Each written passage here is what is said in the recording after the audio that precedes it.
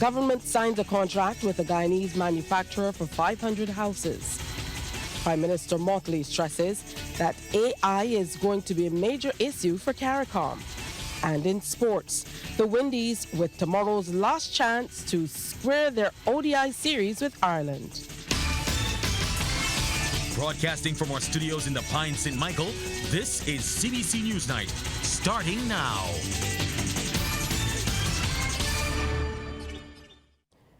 Good evening and welcome. I'm Tisha Hines with the details to the news. Minister of Housing, Lands and Maintenance Dwight Sutherland announced today that government has signed off on an ambitious agreement with a Guyanese manufacturer for the construction of more than 500 houses. He made the announcement while addressing the opening of Clifton Development in St. Philip, where 11 Duravilla hardwood houses have been built. Our Anesta Henry was there and has that story. Government has signed a contract with Guyanese manufacturer Duravilla to build more than 500 hardwood houses for Barbadians. Minister of Housing, Lands and Maintenance Dwight Sutherland says construction of the houses across the island will start in the very near future. He says the first 89 houses will be constructed at Dodds St. Philip. Some will go to Ebenezer, some will go to Lord Burney, and I will speak to Lord Burney shortly. Some will go to St. Lucie, Bright Hall in St. Lucie. I think most of them, 150, will go to Bright Hall. We have earmarked 100 to go to Lord Burney. We have earmarked between 75 and 80 to go to St. Joseph. That's his Castle Grant. Ginger Works, they call it. The minister also announced that the design for road infrastructure on 40 acres of land at Lower Burney St. Michael has been completed. If you know the site at Lower Burney, we intend to start infrastructure on two ends of the site. Within 3 months from now, we intend to commence building of houses at Lower Burney. Soon, government will be placing a tender, an expression of interest for someone to build houses and develop a town centre in St. Lucie. On some lands, but bounding the St. Lucie Secondary School. We believe, as a government, the location of St. Lucie, it is ripe for development and the land mass that we have there.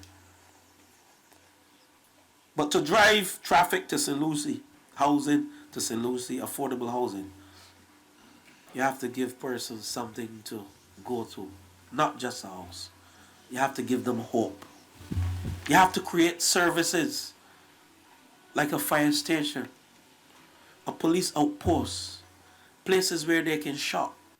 And Minister Sutherland adds negotiations have started with Preconco Limited regarding the housing project at Pool St. John.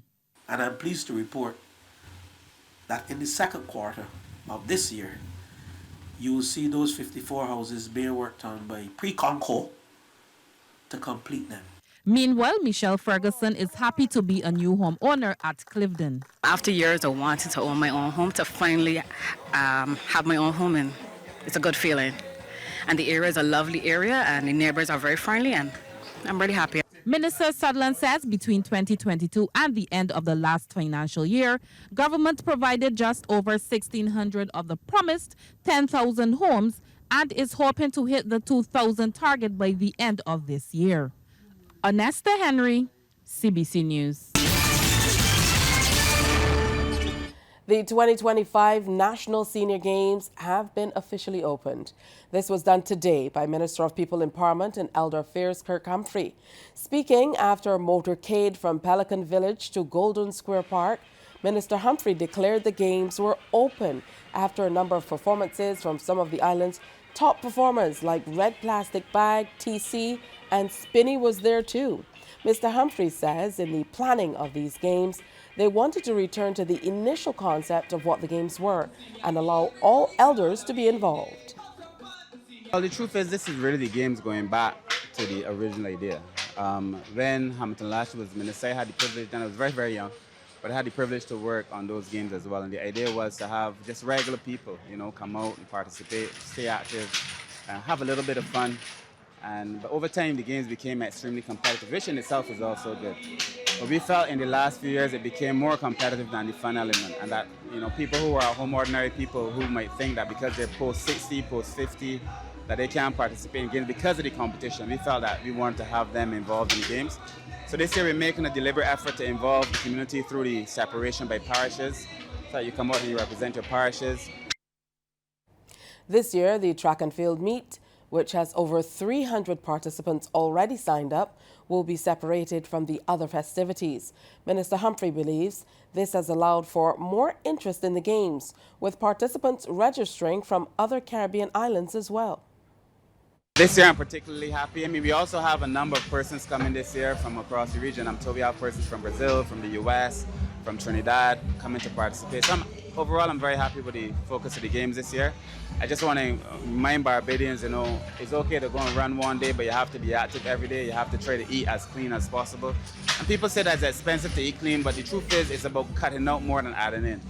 Cut out the soft drinks, cut out the sugar, cut out the bread, those things, and size your portion. The first event for the Senior Games is the Field Events Contest on May 31st. Now, it was all about celebrating the girls at Sharon Primary School this week. The school hosted Girls Week to empower the girls and encourage them to harness their skills and talents. Our Anesta Henry was there, and she files this story. The focus has been on the female students at Sharon Primary School as the St. Thomas-based institution observed its first ever Girls Week. As part of the planned activities, several businesses took part in a career showcase.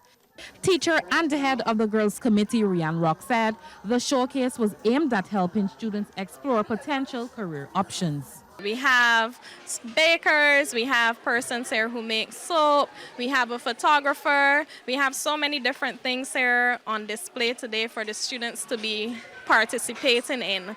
We also have our students displaying their products that they would have made for our $20 business challenge.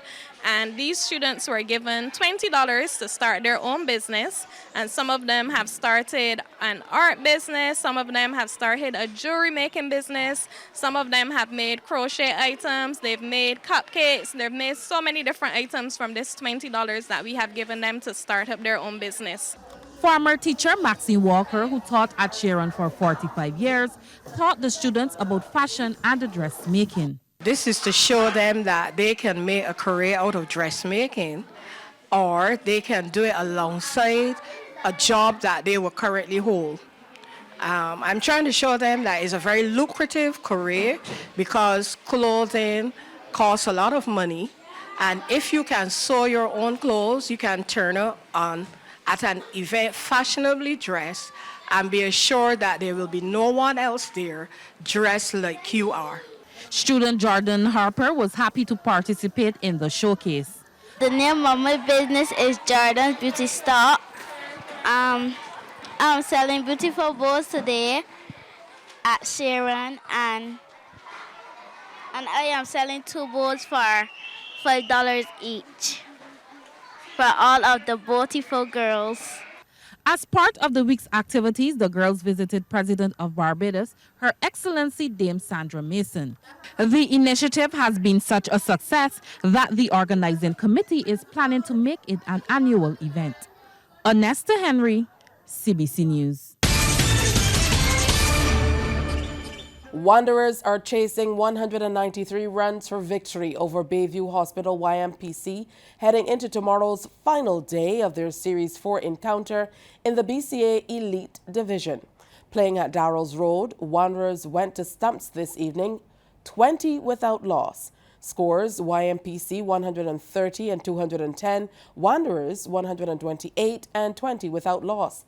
In other matches, Yorkshire led Empire by 178 runs at Friendship. Scores: Empire 206 for 9 declared, in Yorkshire 121 and 259 for 8.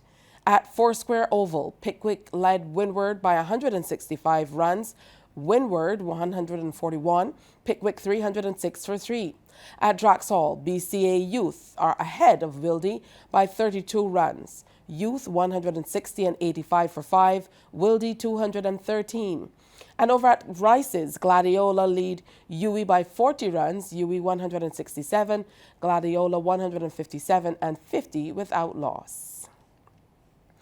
Combermere inflicted one of the heaviest defeats so far this season on the St. Michael's School when the Barbados Secondary School's Under-14 Football League continued at Martindale's Road. The boys from Waterford were 7-0 winners over the home team at Martindale's Road. CBC's Anmar Goodrich Boyce reports. Combermere in yellow and blue already leading the St. Michael's School 2-0, and you can add another to the scoreline. LaShawn Small, the architect and builder of this goal. Neat finish as well, 3-0. In the second half is where Combermere went on a rampage, and the St. Michael defense was hapless. Keyshawn Atkins on the drive and decides to have a crack from long range into the top corner. Keeper never stood a chance. It went from bad to worse. Nothing was going right for the home side. Small gets his second of the evening with this shot that really should have been saved. The shirt over the head of this St. Michael's School player tells the story of misery. Combermere scored a 6th goal on this play. Another effort from outside the box. That's Tahiri Watkins with the shot back of the net. St. Michael were begging for the final whistle at this stage, but not before this. Miller Maynard off balance but squeezes it in. Combermere in 7 heaven, defeating the St. Michael's School 7-0. And more Goodrich Boyce, CBC Sports. Christchurch Foundation registered a win in their latest game to have a perfect 2-0 start in the National Sports Council's Under-17 basketball competition as they got the better of Combermere in a home fixture. With a look at the game is CBC's Anne-Marie Burke. You couldn't want a more competitive game as Christchurch Foundation hosted Combermere, and in this first quarter, both teams were finding the baskets. That was Foundation's Daniel Harbin. Combermere on the counter-attack. Foundation keeping defensive pressure on, and watch as Lendro Gibson has a good save and is up to Caden Proverbs, and he delivers a nice floater. But by virtue of having an early lead, Foundation maintained the edge. Quick passing and accurate shooting did the trick. That was Zebediah Simpson. And so by the end of the first 15, Foundation held a 2-point edge, 10-8. Combermere closed that 2-point gap and made the second quarter a basket-for-basket game. Kerry Allen almost loses the ball but maintains control and then banks it. The Waterford boys out a much better unit, setting up a White House-style defense, and it works. Proverbs on the break, and it's coast-to-coast to the basket as they were able to make it a level playing field at 23-all by halftime. But there was no way that the Foundation boys would let anyone come on their home turf and beat them, and Terrell Carter was the executor here. Combermere was back playing catch-up, but they kept the baskets coming best they could, still keeping it close. But Foundation were still ahead, and it was about closing out the win, and the third ended in their favor, 38-35. And they would take that edge all to the final whistle. Christchurch Foundation triumphed over Combermere at 51-48. Schools basketball is in full swing. And that's news. Thank you so much for spending the time with us. On behalf of the entire crew, do enjoy the rest of your evening.